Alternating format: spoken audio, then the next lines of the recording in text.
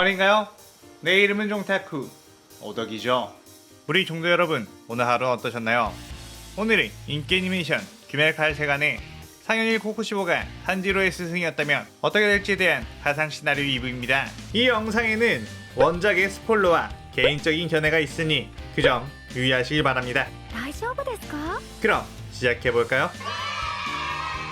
저번 영상에서는 코쿠시보가 혈기가 된 네지코를 위기에서 구해주고 탄지로를 귀살대원으로 성장하게 해주는 과정까지 전개했었죠.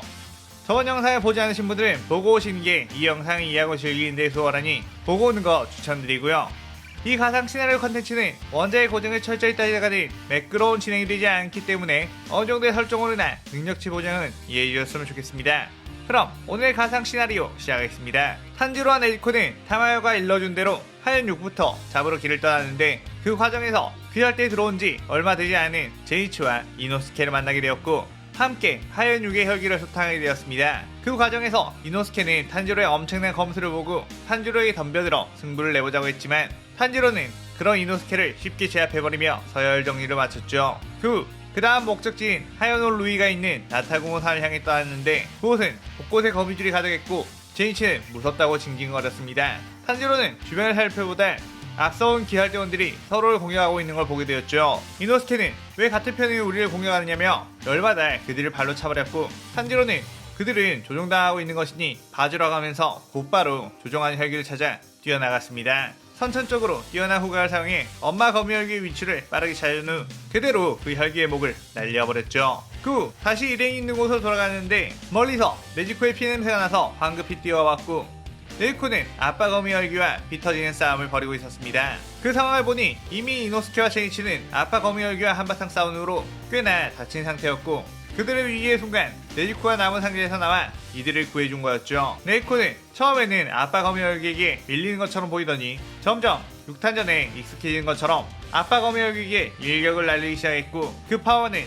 실로 대단했습니다. 그때 멀리서 거미줄 혈기들이 날아왔고 탄지로는 이노스케와 제이치를 보호하려다 그 거미줄에 상처를 입고 말았죠. 탄지로는 하얀 혈기가 나타났음을 직감했고 그쪽을 보니 하얀홀 루이가 저벅저벅 걸어오며 아빠 거미 혈기에게 그따위 것들도 처리 못하고 뭐하는 거냐며 인상을 썼습니다. 그때 탄지로는 곧바로 해외오배 자세를 취한 후 루이에게 덤벼들었고 루이는 거미줄 혈기술을 마구마구 뿌렸는데 탄지로는 그 거미줄들을 전부 베어내버리며 나아갔고 루이의 몸을 순식간에 날려버렸죠. 루이는 이 정도의 실력이면 혹시 주급인가? 라는 생각에 당황했고 탄지로는 그 당황한 틈을 놓치지 않고 해외오브로 목을 날려버렸습니다. 한편 네지코와 힘겨루기를 하고 있던 아빠 혈기 앞에는 카나오가 사뿐히 내려왔고 그대로 꽃의 옵을 사용해 아빠 거미 혈기의 목을 날렸죠. 제이치와 이노스케는 우리 또래 같은데 움직임이 엄청나다고 놀랐고 카나오는 아빠 혈기를 퇴치한 후에 네지코를 보고 공격을 했습니다. 그에 이노스케와 제이치는 얘는 우리 편이라고 하면서 막아섰고 카나오는 이게 무슨 상황인지 이들은 기살대원인데 혈기를 죽이는 것을 방해하면 이들도 죽여야 하나 말아야 하나 엄청 고민을 했죠. 카나오는 이들과 대치를 하다가 갑자기 주머니에서 동전을 꺼낸 후 던졌고 동전의 결과는 죽인다로 나왔습니다. 그대로 카나오는 다시 공격을 시작했고 제이치와 이노스케는 엄청나게 빠르고 유려한 카나오의 공격에 맥을 못 추고 있었죠. 그때 탄지로가 뛰어와 카나오의 칼을 막았고 왜 우리를 공격하는 거냐며 그만두라고 했습니다. 카나오는 조용히 임무, 혈기, 죽여야 해 라고 하면서 계속해서 공격했고 탄지로는 카나와 치열한 공방전을 펼쳤죠. 제이치와 이노스케는 둘의 싸움을 보고 자신들의 실력과 확연한 차이에 엄청 주눅이 들기도 했습니다. 그러던 중 귀살대 까마귀로부터 탄지로와 네지코를 귀살대 본부로 데려오라는 소리가 들려왔고 카나오는 그제서야 칼을 멈추며 칼집에 집어넣었죠. 탄지로는 안도의 한숨을 쉬며 카나오를 따라 함께 갔고 카나오에게 이름을 물으며 검술 실력이 엄청 뛰어나다면서 칭찬했습니다. 카나오는 그저 온화한 표정으로 동전을 던진 뒤 탄지로의 질문에 대답하지 않았고 탄지로는 되게 특이한 아이네 라는 생각을 했죠. 그렇게 귀살대 본부에 도착하게 된 이들 그곳에 모인 주들은 귀살대원이 혈기를 데리고 다닌다는 말에 규율 위반이라며 직결 처형을 외쳤고 몇몇 주들은 이 소년이 하얀 6호를 퇴치한 성과가 있으니 이야기를 들어보자고 했습니다. 그때 가장 과격한 성격을 가진 사내미가 나오며 그깟 하얀들은 마주치기만 하면 나도 그냥 쓸어버릴 수 있다면서 혈기는 이 세상에 존재하면 안 된다고 그대로 네이코의 나무 상자를 향해 검을 휘둘렀고 탄지로는 칼을 꺼내 사네미의 칼을 막았죠. 그의 사네미는 재밌다며 바람의 호흡의 검술을 사용해 탄지로를 공격했고 탄지로는 해외 호흡으로 맞받아치며 수십 번의 합을 마쳤습니다. 그걸 보고 있던 주들은 주들 중에서도 전투력 상위권의 실력의 사내미의 검수를 주도 아닌 대원이 저렇게나 맞받아치는 것에 놀랐죠. 그때 우베야시키 당주가 나오며 싸움을 그만두라고 했고 네이코는 인간을 공격하지 않는다는 여러 기살대원들의 증언이 있으니 일단 대화를 해보자고 했습니다. 그때 한쪽에서 제니치와 이노스케 그리고 카나오가 빼꼼 나왔는데 그들이 네이코는 인간을 지키려고 하는 모습을 보였고 인간을 공격하지 않음을 보정한다고 했죠. 탄지로는 혈기라고 해서 전부 다 이성을 잃고 인간을 잡아먹으려 하는 건 아니며 무장의 지배를 벗어나 무장에게 복수를 꿈꾸고 있는 혈기도 있다고 했습니다. 그 말에 모든 주들은 꽤나 동요하기 시작했고 우부야시키 당주는 사실 자신도 그런 혈기에 대해서는 들었다고 하며 탄지로의 검술은 전집중 호흡의 시초인 검사와 같은 검술인 것 같은데 맞느냐고 물었죠. 탄지로는 이것은 해외 호흡으로 아직 완벽하게 익히지 못하다고 했습니다. 그러자 우부야시키 당주는 탄지로가 지금까지와는 다른 흐름을 일으킬 새로운 희망이라고 생각하고 네지코와의 동행을 허락하게 되었죠. 그 탄지로는 네지코와 코쿠시바의 거처로가 주기적으로 수련하기 시작했고 이노스케와 제이치는 나비저택에 남아 카나와와 함께 수련하기 시작했습니다. 탄지로는 코쿠시바와 대련을 하면서 여러 가지 상황에 대한 대처법과 해외 호흡을 오래 지속할 수 있는 체력을 키우기 시작했는데 그런데 아무리 해외 호흡으로 코쿠시보에게 덤벼와도 코쿠시보에게는 단 한 번의 공격도 맞추지 못하며 발렸고 여러 번의 패배로 수많은 깨달음을 얻게 되었죠. 어느 날 탄지로에게 까마귀로부터 무한열차로 가라는 지령이 내려왔고 코쿠시보는 그 녀석의 혈기술을 조심하라고 조언을 해줬습니다. 무한열차역에서 이노스케, 제니시와 다시 만나게 되었고 염주 랭국 쿄조로도 열차 안에 있었죠. 쿄조로는 탄지로를 보고 저번에 사내미와 함께 대련하던 것 아주 인상적으로 봤다며 어린 나이에도 훌륭한 실력을 갖췄다고 칭찬했고 탄지로는 속으로 그 풍주하는 대련이 아닌 진짜로 싸운 거였는데 라고 생각을 했습니다. 그때 건표은이가 건표를 했고 이윽고 모두가 잠에 빠지게 되었죠. 탄지로는 꿈에서 죽은 가족들을 만나 행복했는데 어쩐지 자꾸만 위화감이 들었고 머릿속에는 아까 코쿠시보가 말했던 그 녀석의 혈기술을 조심하라는 말이 생각이 났습니다. 그 순간 지금 이건 꿈이며 내 사랑한 가족들은 전부 무잔에 의해 죽었다는 게 상기가 되었죠. 그러면서 이 꿈에서 벗어날 방법을 계속해서 찾다가 결국 자신을 배워내야만 깨어난다는 걸 알았고 탄지로는 꿈에서 깨어나게 되었습니다.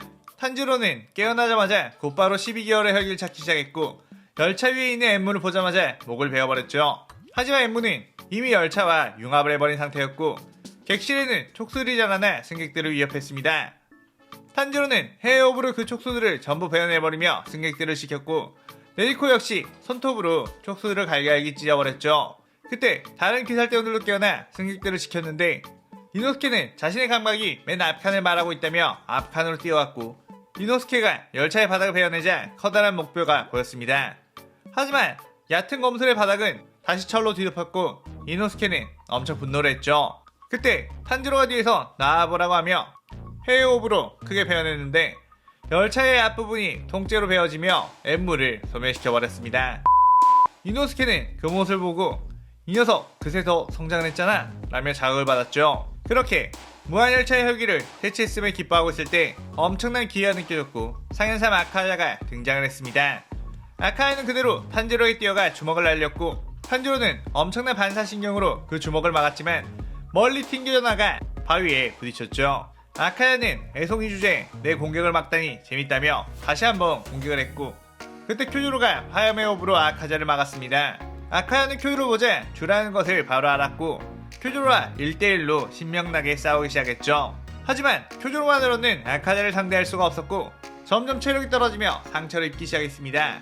아카야는 쿄조로에게 더 큰 상처를 입히려 주먹을 뻗었는데 그 순간 탄지로가 해외 호흡을 사용해 아카야를 공격했고 아카자의 팔을 날려버렸죠. 그리고 그 틈을 타 이노스케와 제이치도 아카자의 몸을 베어내며 공격을 했고 아카야는 일단 몸을 재생하기 위해 저만치 물러났습니다. 아카야는 탄지로에게 왜 싸움에 끼어드는 거냐며 지금 1대1로 싸우고 있는 거 보이지 않느냐고 했고 탄지로는 그게 지금 무슨 상황이냐며 그냥 내 녀석을 퇴치할 뿐이라고 했죠. 그의 아카야는 열이 받아 본 실력을 보여주기 시작했고 파괴살 낮춤을 시전해 엄청난 공격을 퍼붓었습니다. 그 여파로 상대적으로 전투력이 낮은 이노스케와 제이치는 정신을 잃게 되었고 탄지로와 쿄조로 역시 온몸이 저려왔죠. 하지만 탄지로는 지금까지 코쿠시보와 훈련해왔기에 아카자의 움직임에 차츰 익숙해지기 시작했고 아카자의 몸이 어느 순간부터 투명하게 보이며 그의 공격의 방향을 예측할 수 있었습니다. 그때 큐조로는 이대로 가다가 자신들의 체력만 떨어질 뿐이라고 자신의 최강의 기술인 화염의 오보이 연옥을 시전했고, 아카야는 엄청난 투기 자극을 받아 자신도 엄청나게 강한 파괴사를 준비했고 둘은 서로를 향해 그 공격을 날렸죠. 그때 탄지로는 내비시는 세계를 통해 아카자가 나갈 방향을 미리 읽었고 해의 오브 시전에 뛰어들어갔습니다. 아카야는 큐조로의 엄청난 투기에만 집중하며 튀어나갔는데 갑자기 옆에서 탄지로가 먼저 강력한 검술로 공격해왔고, 아카야는 이대로 탄지로의 공격을 방어한다면 흐름이 흩어져 큐조로에게 당할 수밖에 없었기에 그대로 큐조로를 향해 주먹을 뻗었죠. 세 명의 강력한 공격이 부딪히자 엄청난 폭풍이 주변에 휩쓸었고, 그 폭풍이 지나가자 아카자의 주먹은 큐조로의 복부에 닿은 상태였고 큐조로는 피를 토했습니다. 하지만 엄청난 기압과 함께 아카자의 목을 베어버리는 큐조로, 탄지로의 해외호흡 검술이 아카자의 어깨 쪽 상체를 베어냈고, 아카자는 그 여파로 인해 파괴살의 공격이 약해져 큐조로의 복부를 전부 뚫을 수가 없었던 것이었죠. 탄지로는 힘을 다하자 다리가 풀려 불썩 주저앉았고, 큐조로는 갈비뼈가 부러진 정도의 부상을 입고도 정신력으로 버티며 탄지로를 부축하며 나머지 귀살대원들까지 챙기는 모습을 보여줬습니다. 그 모습을 멀리서 지켜보고 있던 코쿠시보, 곧 해가 떠오를 시간이 되자 유유히 그 자리를 떠났고 귀살대원들이 수습을 나와 이들을 치료하기 위해 들어갔죠. 귀살대에서는 상현삼이라는 거물고 혈기를 잡았다는 것에 엄청난 축하 파티가 열렸고, 상현의 목을 베어낸 큐조로의 병실에 찾아와 엄청나게 칭찬했습니다. 하지만 큐조로는 옆에 침대에서 지쳐 쓰러져 잠들어 있는 탄지로를 보고 탄지로가 아니었다면 아마 나는 살아 돌아오지 못했을 거라며 이번에 상현의 혈기를 잡은 것은 바로 탄지로 덕분이고 그는 이미 주의 실력을 가지고 있는 훌륭한 기살대원이라고 하며 미소를 지었죠. 그에 가장 먼저 깨어난 이노스케가 나는?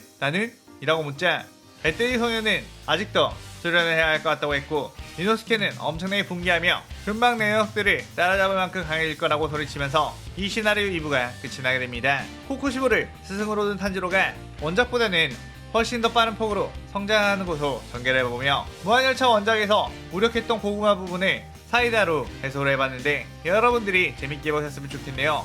다음 시나리오 3부도 많은 기대 부탁드리고 오늘의 가상 시나리오에 대한 감상평도 많이 남겨주세요.